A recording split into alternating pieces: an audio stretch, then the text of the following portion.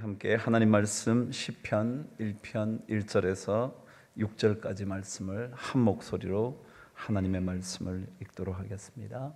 시작.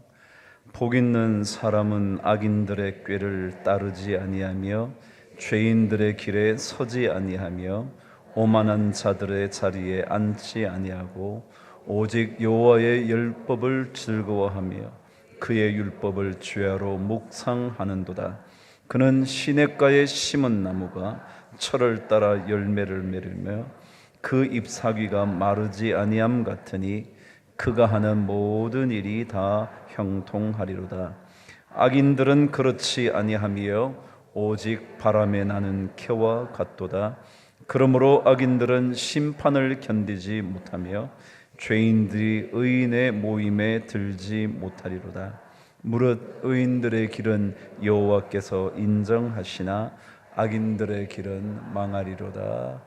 아멘. 굉장히 잘하는 말씀이죠. 말씀을 저와 함께 천천히 다시 말씀을 읽어보는데요. 오늘부터 수요일 날 시편 말씀을 좀 묵상할 겁니다. 시편이 몇 편까지 있다나요? 네, 150편까지 있으니까 한 주에 한 편씩에도 몇 년은 해요? 3년은 하겠네요. 그죠? 그런데 한 장을 한 편을 한 두세 번 하면 6년은 하겠네요. 그죠? 오늘 설교는 2절까지만 할 거니까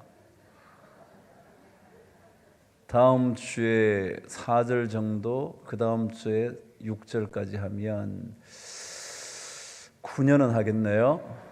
네, 제가 은퇴할 것 같죠? 네, 그만큼 가는 본문이잖아요. 그래서 아마 다 묵상하기는 쉽지 않을 것 같지만 곳곳에 펼쳐져 있는 하나님의 말씀의 소중한 것들을 여러분들과 한번 나눠보려고 합니다. 다시 한번 1장 1절부터 6절까지 말씀을 읽도록 하겠습니다. 시작. 복 있는 사람들은 악인들의 꾀를 따르지 아니하며 죄인들의 길에 서지 아니하며 오만한 자들의 자리에 앉지 아니하고 오직 여호와의 율법을 즐거워하여 그의 율법을 주야로 묵상하는도다. 그는 시냇가에 심은 나무가 철을 따라 열매를 맺으며 그 잎사귀가 마르지 아니함 같으니 그가 하는 모든 일이 다 형통하리로다. 악인들은 그렇지 아니하며 오직 바람에 나는 겨와 같도다. 그러므로 악인들은 심판을 견디지 못하며 죄인들이 의인들의 모임에 들지 못하리로다. 무릇 의인들의 길은 여호와께서 인정하시나 악인들의 길은 망하리로다. 아멘.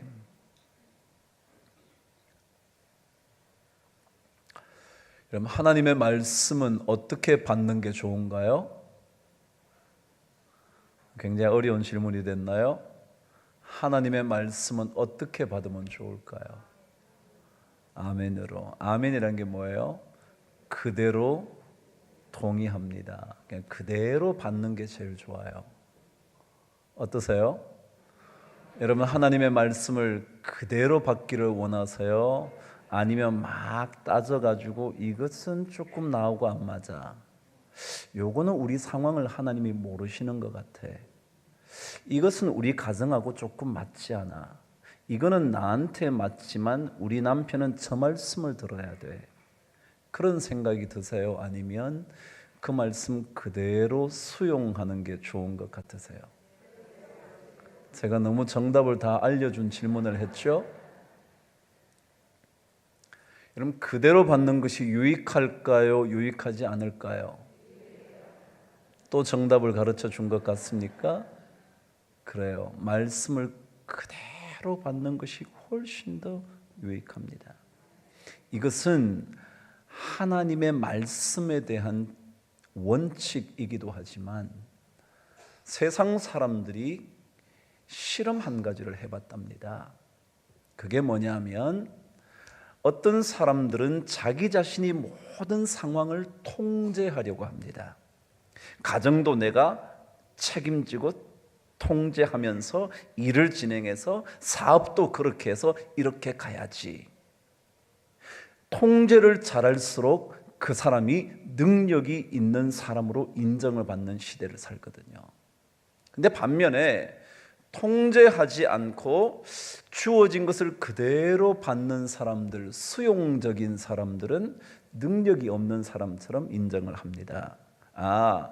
힘이 없고 능력이 없고 지식이 모자라니까 그냥 들어오는 대로 받는 거지. 지식 있는 사람들은, 지혜가 있는 사람들은 비판하고 분석하고 전부 다 논리 정연하게 해서 내가 짝짝짝짝 관리를 해서 이건 받아들일 건 받아들이고 그렇지 않은 건 배척, 이렇게 한단 말이죠.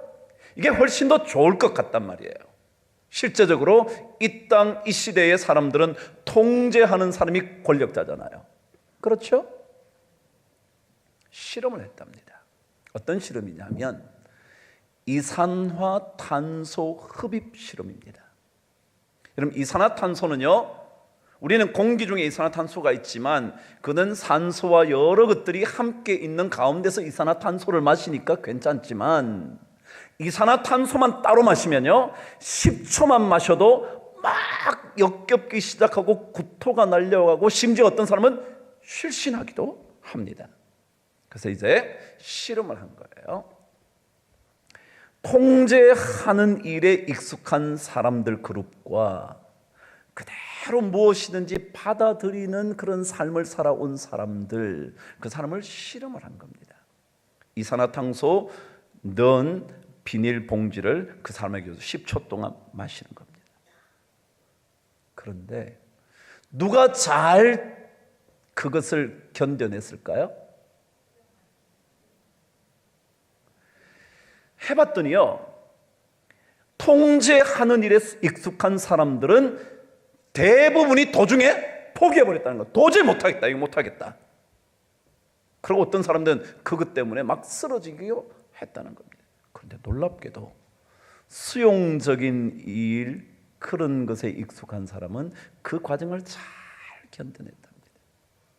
그래서 결론이 뭐냐 하면, 과연 어떤 사람이 훨씬 더 상황과 자신을 더 잘 통제할 수 있는 사람일까?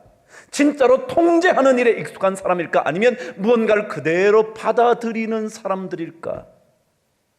결론, 이미 났지만 무언가를 그대로 받아들이는 사람이 훨씬 더 자기 자신의 삶과 상황을 더 잘 통제하는 힘을 갖고 있다는 거예요.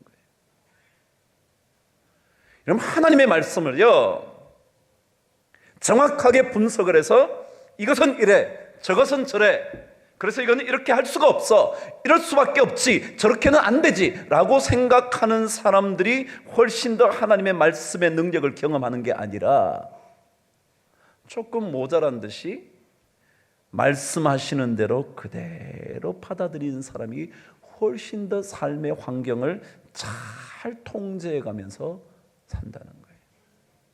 참 재밌지 않나요? 여러분, 우리가요 많은 하나님의 말씀을 들으면 우리는 자꾸 분석을 합니다. 자기 상황에 맞춥니다. 자기 환경과 비교를 합니다. 그리고 이 세상의 가치관과 자꾸 대조를 합니다. 그리고는 안 맞으면 이거는 하나님의 말씀이지만 하나님은 이런 시대를 살아보시지 않았잖아, 옛날 구닥다리식이잖아 라고 생각할지 모르지만, 하나님의 말씀이 자기에게 이해되지 않는데도 받아들이는 훈련을 한 사람들이 훨씬 더 자신에게 주어진 여러 가지 역경이든지 환경이든지 고통이든지 자기 자신의 삶이든지 더 잘 다스리더라 라는 거예요. 저는 시편의 말씀을 여러분과 제가 이제부터 묵상할 텐데, 이런 마음을 한번 가져보시면서 저와 함께 시편 말씀을 묵상해 보시죠. 하나님이 말씀하신 것 그대로 받아봐야지. 그대로 한번 받아봐야지.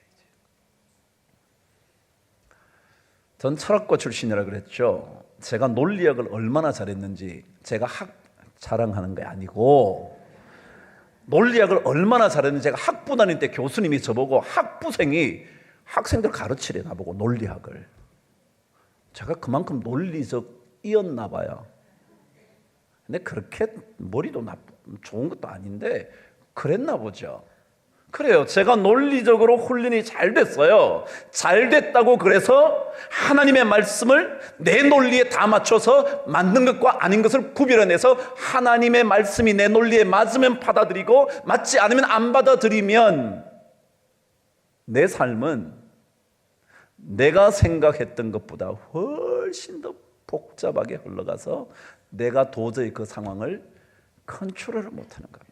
근데 오히려 하나님의 말씀이 이해가 안 되는데 내 논리를 넘어서 있는데 그것을 그대로 받는 수용적인 사람이 되면 훨씬 더 하나님의 말씀의 능력이 나를 사로잡아서 나의 삶을 이끌어가게 될 거다.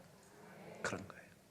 저는 다시 한번 시편의 말씀을 묵상하는 동안 여러분과 제 마음 안에 하나님의 말씀을 그대로 받아들일 수 있는 훈련의 시간이 되기를 주의 이름으로 축복합니다.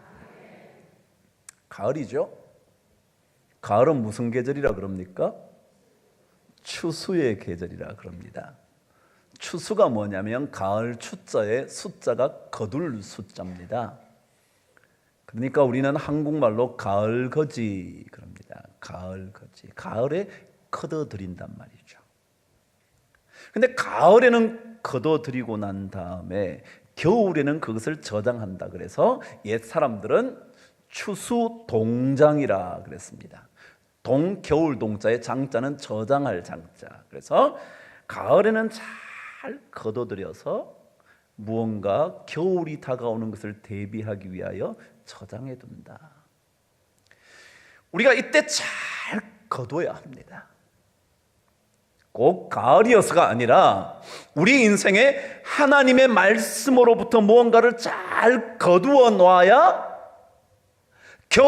인생의 겨울을 대비할 때 우리는 우리 안에 저장된 그 하나님의 원칙과 하나님의 원리 때문에 우리는 그 겨울을 잘 지나갈 수 있을 거다. 자, 시편이요. 시편이 뭡니까? 제가 너무 어렵게 질문을 해서 시편은 제목처럼 시들이 묶여져 있는 책 그런 뜻입니다. 시들이 묶여져 있다고요. 시. 근데 좀 더 정확한 번역을 하면 시라는 말보다 음악들이 묶여져 있는 책입니다. 그러니까 이 시라는 말이 히브리어로 원어로 의하면 노래하는 것 그런 뜻입니다. 여러분이 노래하신 것처럼 노래하는 것들이 묶여져 있는 책입니다. 그러니까 이 말씀은 뭐예요? 노래를 하는 거예요. 노래. 제가 언젠가도 한번 말씀드렸지만 시편을 히브리어 읽어놓은 성경 테이프를 틀면요 마치 노래하는 것 같아. 여러분 이번에 우리 성지순례 갔는데 이슬람 지역을 많이 갔어요. 이슬람 지역의 특징은 하루에 5번씩 기도를 합니다. 기도를 하면 기도를 하라고 그럴 때마다 동네방네 확성기에 막 얘기를 합니다.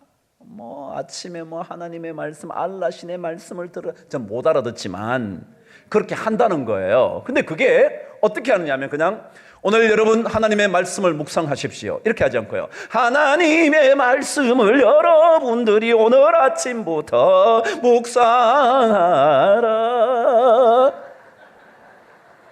막 그러는 거예요.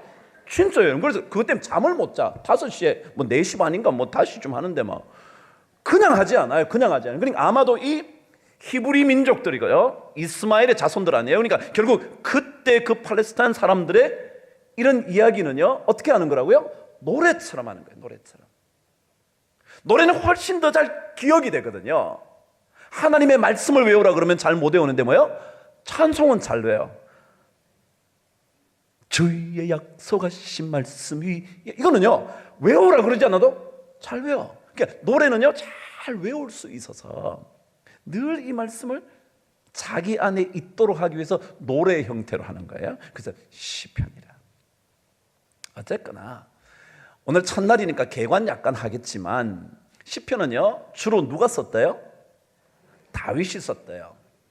아마도 잘 살펴보면 다윗이 쓴 시편은 73편에서 75편 정도 될 거다. 많이 보는 사람은 75편, 그러면 딱 절반을 쓴 거고요. 그렇지 않으면 73편 정도 썼을 거다, 그렇게 말합니다. 어쨌거나 절반 정도는 다윗이 썼습니다. 그리고 나머지는 그때 찬양을 주도했던 그룹들이 있었습니다. 고라 자손들이나 아삽, 이런 사람들이 주로 썼습니다. 이 두 그룹들이 한 22편 정도로 씁니다. 그 나머지는 한두 편씩 쓴 솔로몬이 한 2편 썼고요.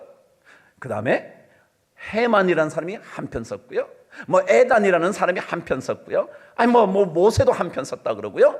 그 나머지 그럼 약 한 50편 정도는 저자가 누군지 모릅니다. 그러나 어쨌거나 전체가 뭐라고요? 노래였다는 거예요. 노래. 자, 그런데 시편의 가장 중요한 핵심이 뭘 것 같아요? 그래요. 모든 성경이 그렇지만 시편의 가장 핵심이 하나님입니다. 하나님입니다. 아무리 개인이 탄식하듯이 시편을 적었어도요, 거기에 핵심은 누구라고요? 하나님. 아무리 너무 고통스러워서 막 울부짖듯이 해도 거기에 핵심이 누구라고요? 하나님. 좋은 일을 만나서 하나님께 감사할 때도 그 핵심은 누구라고요? 하나님. 하나님의 지으신 것이 너무 아름답다고 말할 때에도 핵심은 하나님. 제가 그냥 한 가지만 얘기해요. 하나님. 하나님. 그것을 잘 보시죠. 근데 그 하나님은 우리에게 무엇을 원하시는 분일까? 하나님이 시편 전체의 핵심인데 그 하나님은 우리에게, 여러분에게 무엇을 하시기를 원하시는 분일까? 그 생각을 하다가 시편 1편을 읽기 시작했는데 시편 1편은 저자가 없습니다. 이왕이면 다윗이라는 사람이 1편을 쫙 했으면 좋았을 텐데 왜 편집자가 1편을 다윗의 것을 하지 않고 아무도 모르는 저자 미상에 그것을 여기다 집어넣었는지 저는 잘 모르겠지만 잘 생각해 보세요. 제가 뭐라 그랬죠?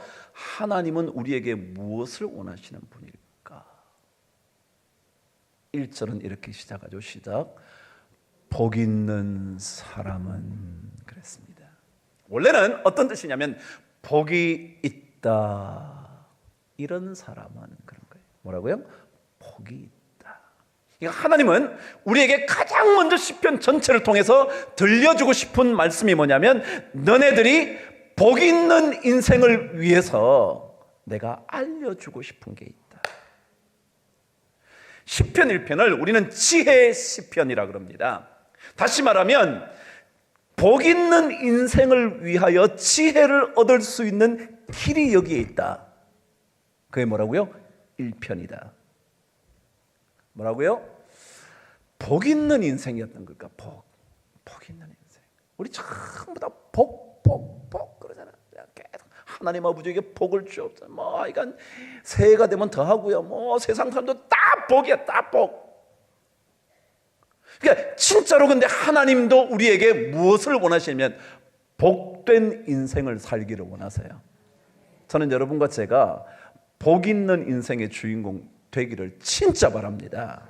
이거는 제가 여러분에게 세상 사람처럼 여러분 복 받고 사세요, 그런 정도가 아니라 진짜 하나님은 우리에게 가장 중요한 이야기 하나를 하시는데 그게 뭐냐면 복이라는 거예요. 자, 그럼 복이라는 게 뭔가? 그거죠. 복이라는 게 뭘까? 복이라는 히브리어 단어는 어떤 단어에서 왔냐 하면 아샤르라는 단어에서 왔답니다. 모르셔도 되는데 중요한 뜻만은 알아야 돼요. 복이라는 단어가 어디에서 왔느냐 하면 똑바로 올바른 방향으로 걷다라는 단어에서 왔습니다. 그렇다면 복이라는 것은 무슨 뜻이냐면 올바른 방향으로 걸어갈 때 주어지는 게 뭐라고요? 복이다. 올바른 방향. 드디어 중요한 한 것 여러분과 제가 붙잡았습니다. 뭐라고요? 올바른 방향으로 가는 게 뭐라고요? 복이다. 그래요. 당연하지 않아요? 잘못된 방향으로 가면요, 그게 아무리 좋은 것 같아도 마지막에 가면 뭐예요? 필경은 사망의 길이에요. 우리가 보기에는 좋았는데, 남들이 보기에도 좋았는데, 모든 사람이 부러워했는데 마지막에 가보니까 그게 방향이 잘못됐어. 가보니까 절벽이야. 되돌아갈 수도 없어. 어쩔 거냐고요. 그래서 가장 중요한 게 뭐냐면 복이라는 것은 제대로 된 방향을 선택해서 가는 것. 그게 뭐라고요? 복이다. 복. 방향이 맞지 않으면요, 그것은 복이 아니라 뭐라고요? 저주다. 그 얘기예요. 방향. 그럼 방향 얘기를 제가 한번 해볼까요? 그럼 주님께서 우리에게 자주 용서하라 그럽니다. 그죠? 근데 여러분, 용서가 잘 되나요? 잘 안 돼. 저도 잘 안 돼. 진짜 잘 안 돼. 한 미운 사람은 하여간 제가 얘기했죠. 발걸음 소리가 왜 그렇게 그 사람 건 딱 귀에 박혀 있는지 몰라. 그리고 저 멀리서 소리 잠깐만 해도 그 목소리가 내 귀에 어쩜 그렇게 잘 들리는지 몰라. 이게 용서가 안 되잖아. 용서는 해야 되는데 잘 안 돼요. 왜 그럴까요? 안 하고 싶어서. 용서 안 하고 싶어서 그런 거죠. 근데 왜 자꾸 용서하라 그러죠? 그 고통으로부터 우리가 벗어나도록 하기 위해서 하나님이 용서하라 그러는 거예요. 왜요? 그 사람 소리만 들어도 괴롭고 생각만 해도 괴롭고 보는 더 괴롭고 그 사람이 혹시라도 나한테 잘해주는 듯이 하면 더 미칠 것 같고. 그러니까 이거는 나로 하여금 더 좋은 삶을 살게 하시기 위해서 우리에게 주님 뭐라 그러신다고요? 용서해라. 이걸 뭐라 그러냐면 올바른 방향이라 그러는 거예요. 내가 남을 용서하는 것, 이게 뭐 문제가 아니에요. 그는 하나님이 남 용서해줘 그런 뜻이 아니고 뭐라고요? 나로 하여금 내 삶이 훨씬 더 복된 삶이 되도록 만드시기 위해서 뭐하라 그런다고요? 용서하라 그런다. 이걸 방향이라 그런다. 이걸 이해가 되셨어요? 이 방향을 놓치면 자기가 평생 괴로워. 심지어 나중에 뭐라 그래요? 그 사람 나오는 한은 나는 이 교회 못 나와. 그렇죠, 여러분? 그게 뭐냐면 방향이라는 것은요, 보통 문제가 아닙니다. 이 방향 하나가 틀려지면 삶이 평생 괴로운 겁니다. 그래서 주님은 우리에게 복 있는 사람, 이것을 뭐라 그러냐면, 야, 너 방향을 제대로 잡고 걸어가야 돼. 방향을 올바른 방향으로 걸어간다. 이게 뭐라고요? 복이라는 단어다.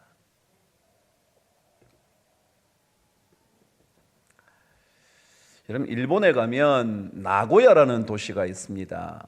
들어나 보셨나요? 아이고, 들어보셨군요. 가보신 분 계시나요? 가보신 분도 계실 거예요. 나고야는요, 유명한 도시입니다.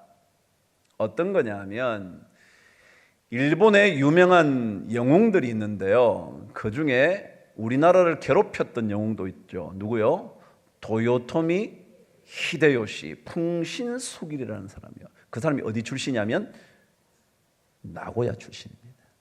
그러니까 이 나고야는요, 우리나라한테는 괴롭지만 그 사람은 그때부터 이미 주변 국가들을 정복해서 일본을 강성시킨 영웅 중에 하나입니다.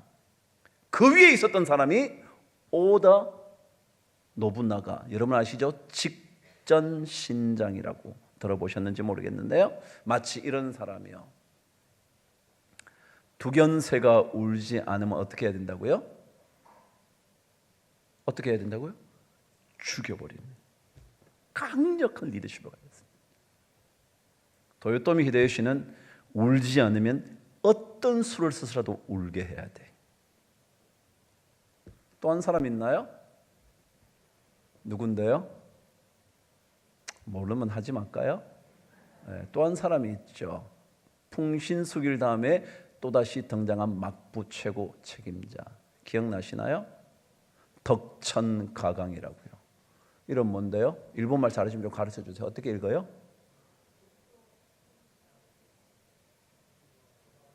뭐예요?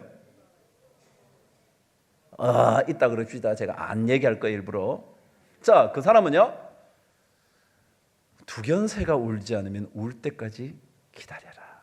가장 덕장이었습니다. 그래서 이름도 덕천가강인지 몰라. 자, 어쨌거나 나고야는 이렇게 유명한 사람들 도시입니다. 근데 사실 그 도시에 가장 유명한 게 있답니다.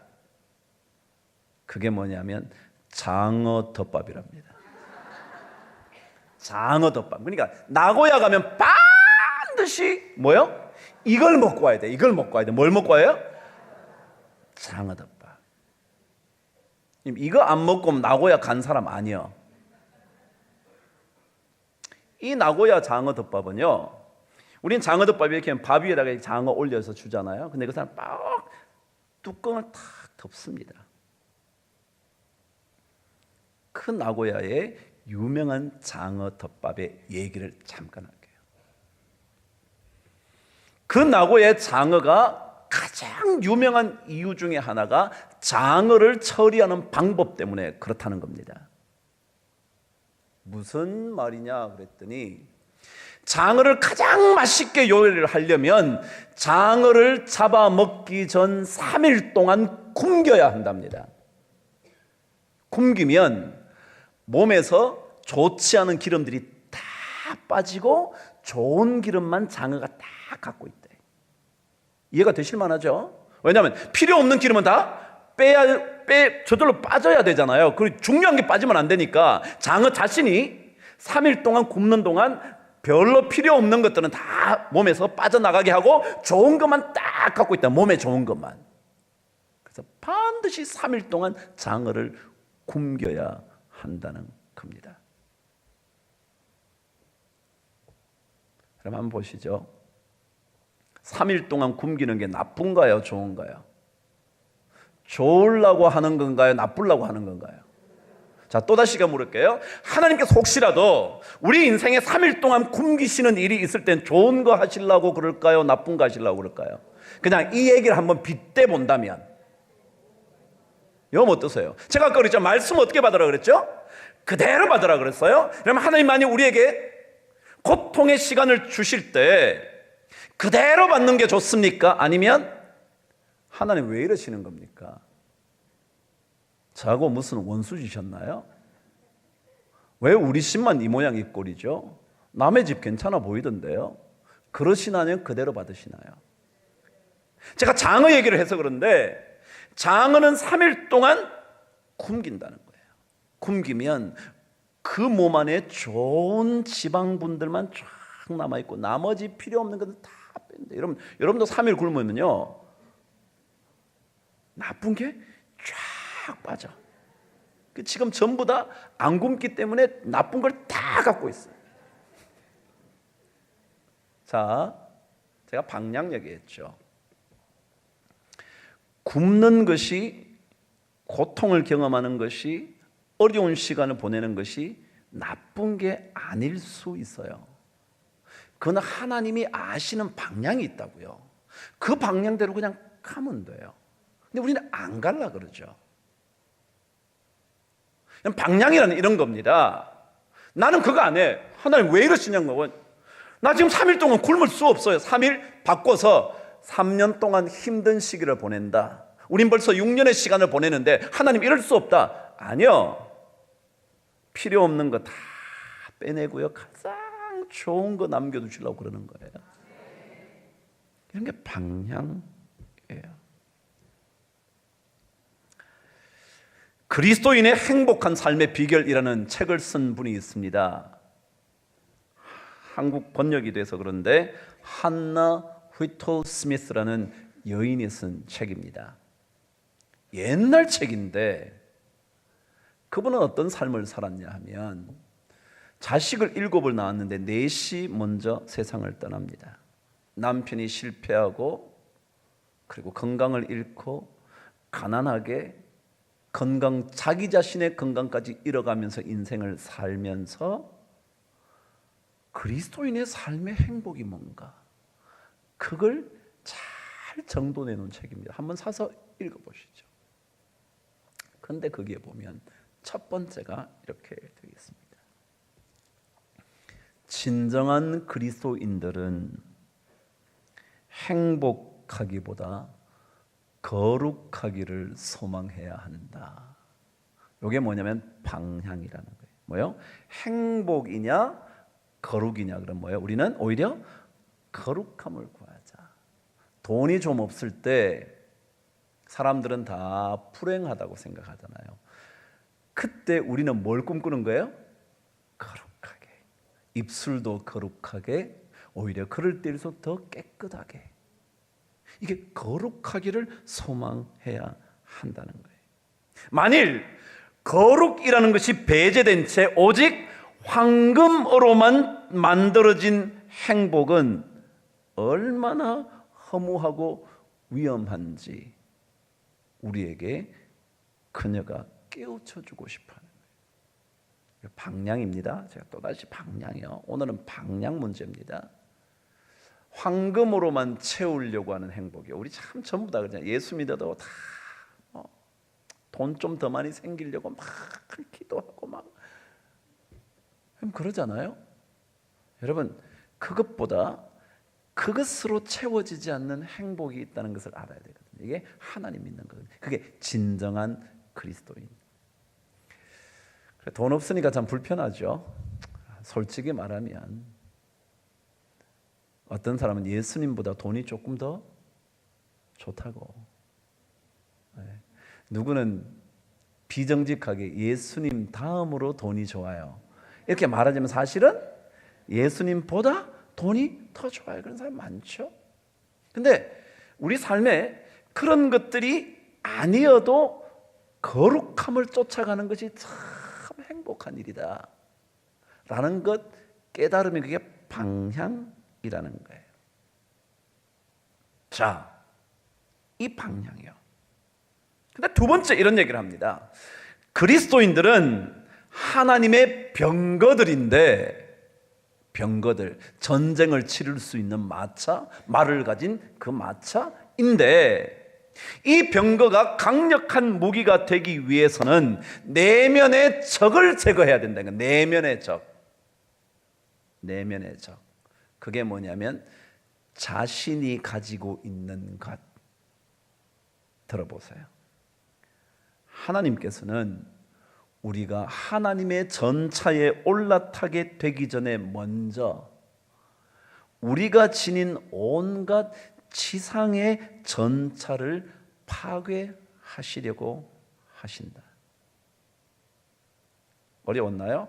하나님의 전차에 올라타면요, 우리는 전혀 두려워할 것 없는 그런 하나님의 전능한 병거 되는 건데, 거기에 올라타기 위해서는 올라타기 전에 뭐요? 우리가 가지고 있는 전차를 파괴해야 된다는 거예요. 그래서 여호수아나 다윗의 얘기를 읽어보면 적들에게부터 많은 것들을 노획하고 난 다음에 뭘 끊어요? 말의 힘줄을 끊어버려.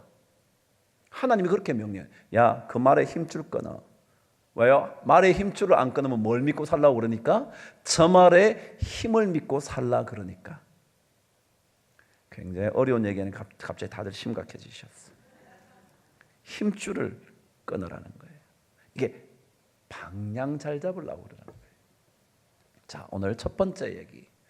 하나님은 우리에게 어떤 삶을 원하시냐면 복된 삶을 원하세요. 그 복된 삶은 뭐라고요? 방향을 제대로 잡고 걸어가는 게 복된 삶이다. 그러면 오늘 말씀을 통해서 그 방향을 한번 정해보자는 거예요. 오늘 삶을 통해서, 오늘 말씀을 통해서. 말씀 곧 끝날 테니까 너무 지겨워하지 마시고. 아직까지 1절도 안 들어갔잖아요. 겨우 1절 들어가서 복 있는 사람은 이거밖에 안 했잖아 지금. 그러니까 이제 2절까지 가려면 한참 남았어요, 여러분. 오늘 2절까지 못할지도 몰라요. 자, 저와 함께 1절을 읽기 시작합니다. 시작. 복 있는 사람은 악인들의 꾀를 따르지 아니하며 죄인들의 길에 서지 아니하고 오만한 자들의 자리에 앉지도 않는다 그랬어요. 잘 들으세요. 악인의 꾀, 죄인의 길, 오만한 자들의 자리. 제가 한번 써볼게요. 중요해요. 악인의 뭐요? 꾀. 그 다음 뭐요? 죄인의 길. 세 번째 뭐요? 오만한 자의 자리.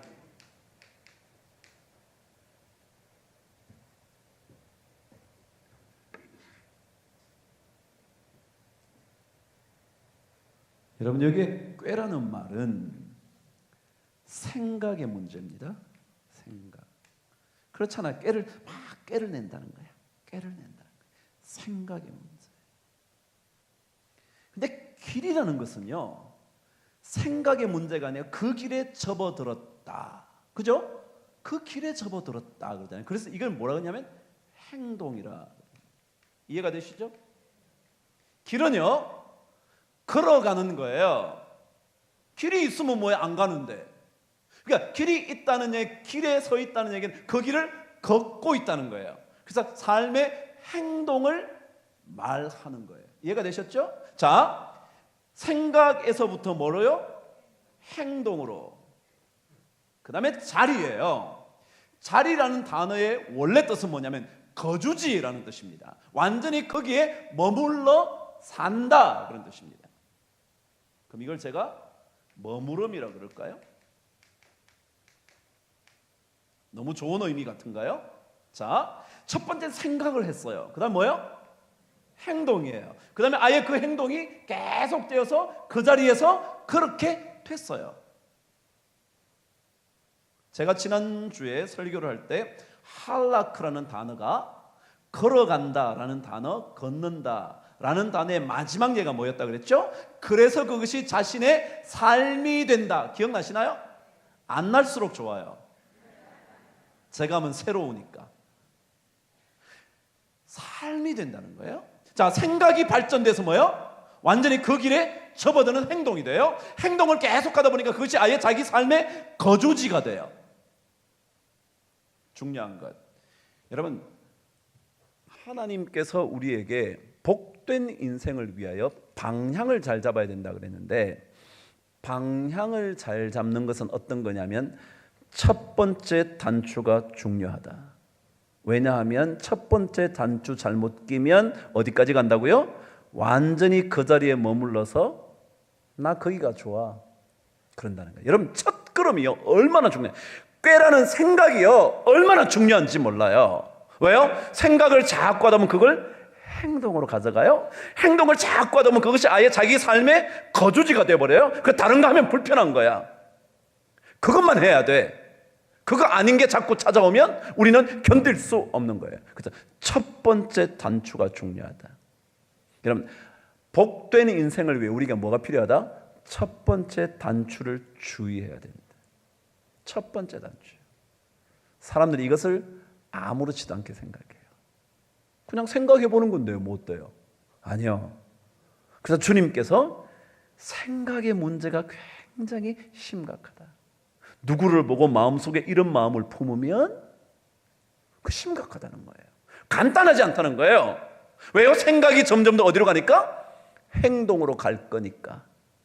행동으로 가면 그 다음에 나중에 빠져나오기 어려운 서식지가 되니까, 살아가는 그런 삶의 현장이 되니까. 그래요. 처음에는 꾀 정도, 생각 정도였다가 그 다음에는 발걸음이 옮겨져요. 그 다음에 아예 거기에 눌러붙어 살아요. 옮길 필요 없어요. 아니요, 다른 얘기를 들으면 삶이 굉장히 어려워져요. 그래서 싫어요. 그래서 처음 생각이 중요해요. 그래서 그 생각을, 악한 사람들의 생각을 따라가지 마라. 여러분, 생각 정도가 아니라요. 그게 금세 행동이 돼요.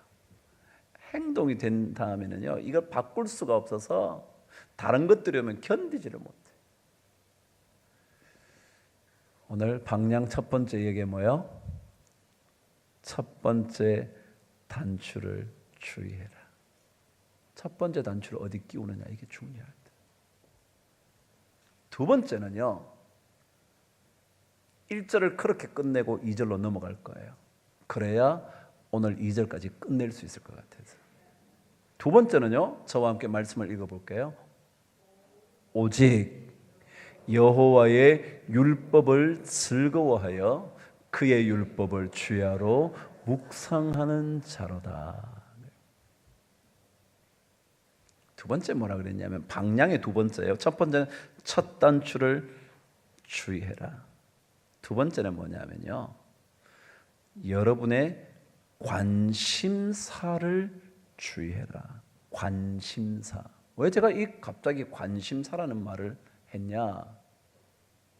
여기에 나온 즐거워한다라는 단어요, 히브리의 헤페츠라는 단어는요, 즐거워한다는 단어는 원래 뜻이 뭐냐면 가장 큰 관심을 기울이는 일이란 뜻이에요. 기쁨이 뭐냐면, 즐거움이 뭐냐면요, 가장 관심을 기울이는 것. 가장 큰 관심. 이게 기쁨이에요. 그렇잖아요. 자기 좋아하는 건 자기가 뭐요? 막 매일 생각해. 그렇죠? 하지 말라 그래도 그게 자꾸 생각이 나. 자기 좋아하니까. 그죠? 그래서 가장 큰 관심사를 뭐라 그러냐면 즐거움이라 표현한다는 거예요. 그래서 우리 그리스도인들의 복된 삶의 방향을 위해서 중요한 것은 내 관심사가 어디에 있는지. 그래서 이 단어의 뜻이 뭐냐면 두 번째가 그렇기 때문에 그것을 가지기를 간절히 소원하는 것. 그런 뜻이에요. 뭐라고요? 즐거움이 무슨 뜻이라고요? 가지기를 간절히 소원하는 것. 그러니 이게 관심사 중요하죠. 즐거움이 뭐냐면 자기가 갖고 싶은 거거든요. 그래서 오늘 성경은 그것이 뭐였으면 좋겠다? 하나님의 말씀이었으면 좋겠다. 여러분 관심사가 어떤 거예요? 여러분 어떤 게 관심사예요? 한 말씀 해보세요. 뭐 말할 것도 없죠. 여러분 뭘 그렇게 관심을 가지세요? 뭐가 그렇게 관심이 있으세요? 한번 생각해 보세요. 여러분 자식인가요? 여러분 자식 너무 관심 갖지 마세요. 제발. 저는 여러분 너무 자식 그러지 마라. 뭐 자식 지가 알아서 살겠지. 그렇지 않나요? 여기에 내가 보니까 그래 다 저 나이 또래 같아요. 그 얘기는 이미 자식들이 다 성장했단 말이죠. 물론 젊은 사람들이 좀 있지만 그래도 그 자녀들에게 너무 관심 갖지 마세요. 그냥 너 하고 싶은 거 해라고. 그리고 큰 틀만 자꾸 얘기하죠. 하고 싶은 것만 해라. 그러고는 막 부모가 요즘은 이야. 이번에 최경주라는 사람이 아시나요? 들어보신 적 있어요? 참 좋은 크리스천이거든요. 근데 그 최경주라는 사람이 이제 자기는 벌써 이제 은퇴할 나이가 되어가니까 후학들을 초청해서 가르쳐주고 그랬나 봐요. 근데 강의를 하는데 이런 강의를 했답니다. 여러분이 골프 선수가 되려고 지금 골프를 배우고 있는데 절대 골프만 하지 마십시오. 그러면서 뭐라 그러냐면 학교 다닐 때 해야 하는 그것을 반드시 하십시오. 지금 골프 하는 건데 골프 하려면 골프에 투자를 해야 되잖아요. 막 10시간씩 20시간씩. 근데 학교 다닐 때 해야 될 것을 절대 놓치지 말라고 라고 말하고 있는데, 그러고 난 다음에 강의를 끝내고 이 얘기를 하려는 거고 요 뒷얘기를 하려고 그러는 거예요. 뒤로 이제 식당을 갔다는 거예요. 밥을 먹는데 걔들이 먹을 이제 밥 식당에 갔다가 밥을 이제 시켜야 되잖아요. 그런데 한 애가 엄마를 부르더래. 엄마 나 뭐 먹을까?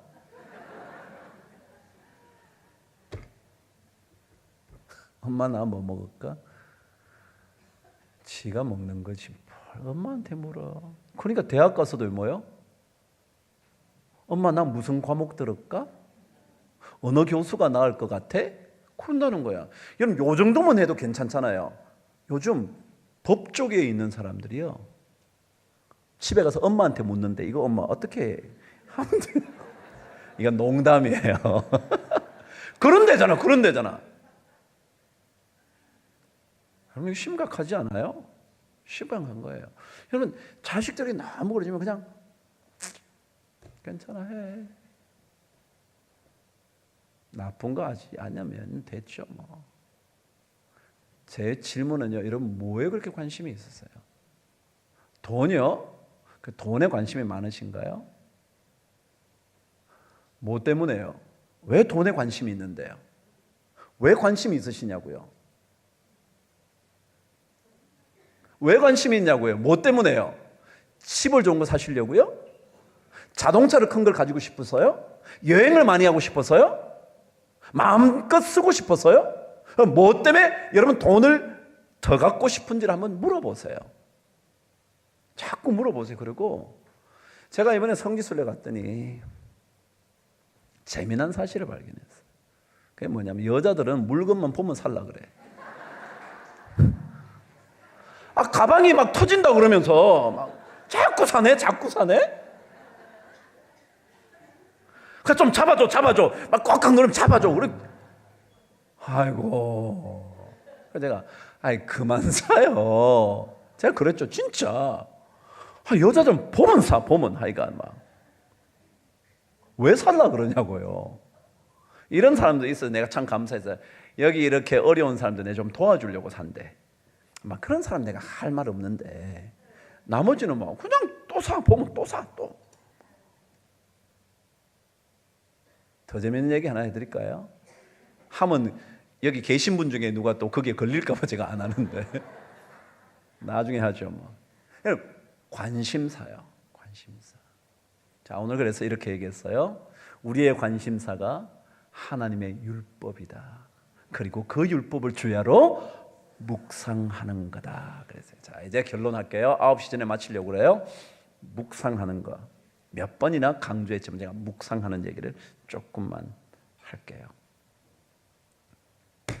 묵상이라는 단어는요, 원래 무슨 뜻이냐 하면 원래는 먹이를 보고 으르렁거린다, 그런 뜻이에요. 묵상이 좋은 뜻 여러분 많이 들으셨지만 묵상이 뭐라고요? 먹이를 보고 와, 저걸 잡아 먹어야지. 그게 묵상이라는 거예요. 우리가 하나님의 말씀을 보고 저 말씀을 내가 먹어야지. 그 마음이 있어야 된다는 거예요. 그게 우리 좀 관심사였으면 좋겠다. 근데 우리는 다른 것에 관심이 너무 많아요. 그래서 제가 또다시 묻잖아요. 여러분 진짜 돈이 없어서 오늘 발가벗고 여기에 오신 분 계시냐고요. 옷이 없어서 난 도저히 입고 갈 옷이 없어서 나는 이렇게밖에 못 가겠다 그러고 속옷 차림으로 오신 분이 계시냐고요.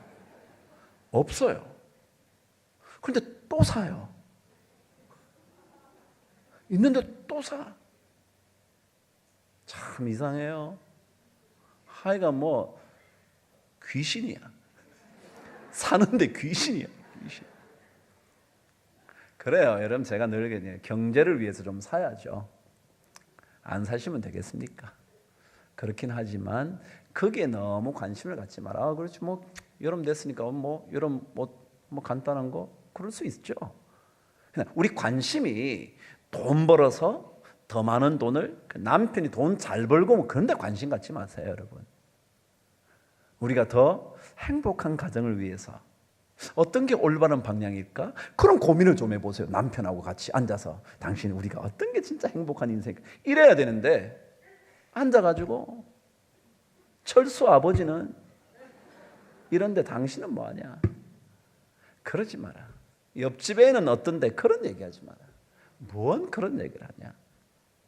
여러분 우리 관심사예요. 그게 뭐라고요? 제가 즐거움이라는 거예요. 오직 여호와의 율법을 즐거워하며 갈 때 즐거워하는 거예요. 그래서 다른 번역은 어떻게 아예 영어 번역 같은 경우는 나의 즐거움이 말씀에 있고 묵상하는 데 있다, 그렇게 돼 있어요. 나의 즐거움이란 말은 다시 또 바꿔서 이렇게 해요. 나의 가장 큰 관심사는 뭐예요? 하나님의 말씀이고, 그리고 그 말씀을 주야로 묵상하는 거다. 근데 이 묵상은 무슨 뜻이냐면 그 말씀을 늘 먹기 위해서 으르렁거린다. 그런데 이 낱말이 두 번째 뜻이 뭐냐면, 으르렁거리다가 이것을 동물에 비교된 것 같으니까 어떤 뜻이냐면 소리를 낮게 내면서 늘 반복한다는 거예요. 반복한다. 그래서 이걸 노래하는 거예요. 여호와 복 있는 사람은 악인의 꾀를 따르지 아니하며 죄인의 길에 서지 않으며 오만한 자의 자리에 앉지 아니하고 오직 여호와의 율법을 즐거워하며 그의 율법을 주야로 묵상하는도다. 이렇게 계속 읊조린다는 거예요. 막 계속. 그게 좀 관심사 되면 어떨까? 그래요. 시간 다 갔어요. 오늘 제가 너무 간단하게 첫날이라 이렇게만 합니다. 다시 한번 되돌아갑니다. 여러분, 하나님은 우리에게 무엇을 원하신다고요? 우리가 진짜 복된 인생이었던 건가를 알려주시고 싶었다고요. 그 복된 인생은 뭐라고요? 올바른 방향으로 걸어가는 거라고요. 방향이 중요한데 그 방향의 첫 번째는 뭐라고요? 첫 단추 잘 꿰라. 첫 단추. 그래요. 뭐 부부싸움도 첫 마디 한번 잘못 나가면 그 다음부터 싸우잖아. 첫 마디만 그것만 잘하면 괜찮은데. 두 번째는 첫 단추다음에 뭐라고요? 우리의 큰 관심사, 가지고 싶어하는 것이 무엇인지를 늘 주의해라. 내가 뭘 갖고 싶냐, 뭘 갖고 싶냐. 딴 거 너무 그러지 말고 여호와의 율법을, 하나님의 말씀을 그걸 그대로 받아들이고, 그리고 그 말씀을 먹이처럼 먹으려고 오르락거려라. 그러면 됩니다. 남들보다 한 걸음 앞서가면 행복한가요? 남들보다 한 계단 더 먼저 올라가면 행복한가요? 여러분 꼭 그렇게 보이십니까?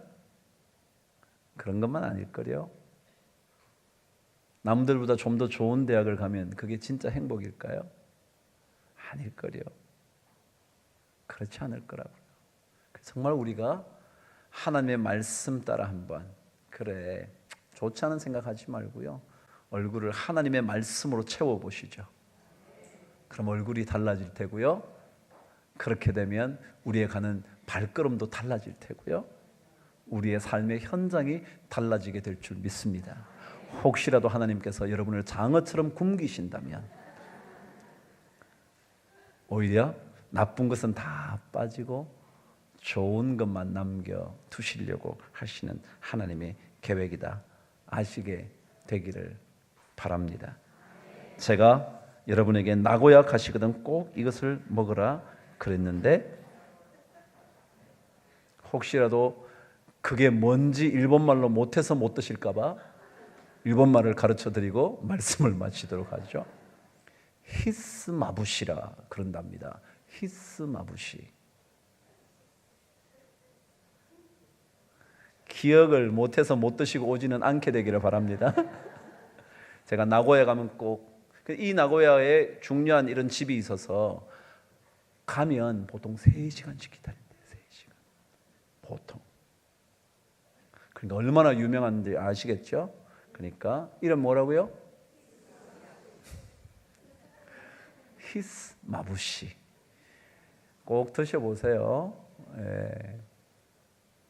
이렇게 하고 나면 다음 주에 기억나는 게 히스마부시밖에 없을 거예요. 그래도 괜찮아요. 저는 좋아요. 또 할 수 있으니까. 오늘 몇 가지 얘기를 다 빠뜨렸는데, 우리 하나님은 우리에게 진짜 좋은 거 주시려고 그러세요. 진짜 그런 거 꼭 믿으시고요. 그 하나님의 말씀을 그대로 수용해 보시면, 아닌 것 같지만 하나님의 말씀이 내 안에서 살아 움직여서 우리의 인생을 더 복되게 만드실 줄 믿습니다. 여러분 또 나머지 3일 동안 멋지게 사시고요. 우리 주일날 뵙도록 하겠습니다.